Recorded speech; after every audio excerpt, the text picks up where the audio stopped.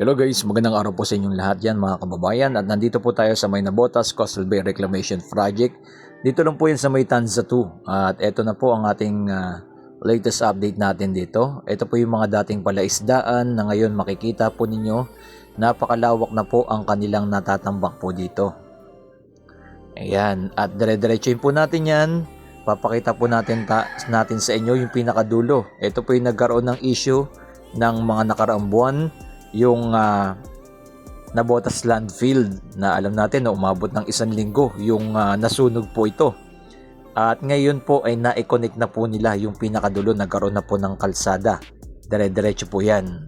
Ayan, kasi bahagi po rin yan ng 650 hectares na gagawin po dito sa may Nabotas. Ayan. At dire-diretso po yan, i-connect po yan, magkakaroon ng kalsada ng pakonek po sa may New Manila International Airport. Ito yung karugtong po niya. Yan, na magkakaroon ng skyway po dito. Itong ginagawang sa may gilid na ina-update din po natin. Yung Southern Access Link Expressway na ina-update po natin, tuloy-tuloy rin po yan. Yan, pakita rin po natin sa inyo yung hanggang saan na po yung kanilang mga natatambak po ng mga buhangin at lupa po dyan. Ayan o. Pakita po natin sa inyo. Dire-diretso po yan. Ganito na po yung pinakasitwasyon po dito. Ayan. Nagkaroon na ng kalsada hanggang doon mismo sa may pinaka-landfill. Ito po yung tapunan ng basura dito po sa may Nabotas, Quezon City, Malabon, Valenzuela at Manila. Ayan. Dito po tinatapon yung basura ng malalaking city po na nakapalibot po dito. Ngayon po nailipat na po yung pagtatapon ng basura diyan sa may Tanay Rizal. Kaya eto na po ay na-stop na po yung pagtatapon po dito. Kaya makikita nyo po yan, tinatambakan na po nila ng lupa. Ayan no, nagkaroon na po ng kalsada. Inuna na po nila yan na magkaroon ng kalsada pa kunin po dyan sa may pinaka-landfill na ating ipapakita sa inyo.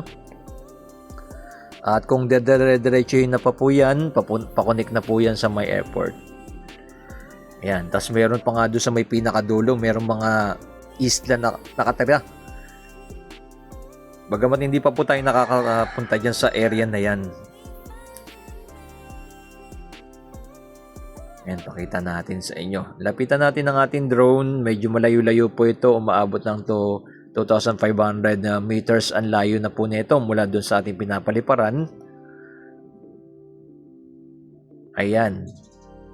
Ito po yung pinakamalapit ng landfill na. Kitang-kita po yung mga nakaraan buwan. Wala pa po itong kalsada na rito eh. Ngayon, na-connect na po nila. Nasunog na po yung totally lahat ng mga basura dito. Na umabot nga po ng 1 linggo. Kawawa yung mismo yung malapit dito. Ayan no, sunog na po lahat to. And wala ka na makikitang mga basura dito dahil nasunog na. At ngayon naman po tatambakan nila ng lupa na yan. Ganun po ang nangyari dito sa area na to. Ayan no. Lapit natin yung ating drone para mapakita natin sa inyo. Bihira lang po kasi ito makita ng ating mga kababayan. Pero sa pamamagitan ng drone, mapapakita natin yung sitwasyon po dito. Ayan, sinisimulan na po nilang tambakan ng mga lupa. Ayan, may mga truck na po sila. Ayan, dire-diretso po yan. Makikita nyo, mayroon doon isla ng mga nakatira pa. Ayan, dire-diretso po yan hanggang doon sa may airport na po ang bagsak po na to na inaasahan nga natin na magkakaroon dito ng kalsada. Dito yan sa may pinakagilid, ipapakita ko naman sa inyo yung kalsada na ginagawa dito. Etong Southern Access Link Expressway ay napakalaking tulong pag natapos po ito dahil mapapabilis na po magiging biyahe mula Bulacan papuntang Manila. Ayan, mga dadaanan, Valenzuela, Shore. Ito po yung magiging shortcut na po, no? Hindi ka nadadaan dyan sa may MacArthur Highway. ang mangyayari dito ka na po dadaan at pa-connect na po ng expressway going to south na po ang mangyayari. Bagamat medyo matagal-tagal pa po, ilang taon pa po ito, pero napapakita natin sa inyo na ito na po yung pinaka-progress sa kanilang ginagawa. Ayan, tatanaw nyo po, napakaraming bahay dyan sa may Nabotas, Tanza 1, Tanza 2, yan, sa Ubando, tatanaw na rin po natin. Yan yung mga area dito sa lugar na to. Ayan, like and comment and share and keep safe palagi and God bless. Itong muli ang inyong lingkod, Skywalk TV. At syempre, ipapakita rin po natin sa bandang unahan yung ginagawa pong pabahay. Dahil meron po mga nakatira na mga squatter area po dyan sa lugar na yan, ay ginaba na po yung kanilang mga bahay. At ang good news naman po, ang magkakaroon naman po sila ng housing project naman po dyan ay yun na po ang wala silang babayaran na. Ito na po yung mismo, yung kalsada na ginagawa po dito. Etong Southern Access Link Expressway na zoom natin, yan na po yun mga kababayan.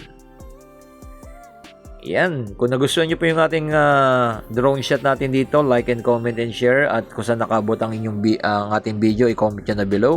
At maraming salamat sa inyong lahat dyan. Shout out po sa inyong lahat dyan dito sa Pilipinas at ating mga OFW. God bless po sa ating lahat dyan. Tuloy-tuloy yung ating drone shot hanggang doon sa may ginagawang mga pabahay ng gobyerno dito sa may Nabotas.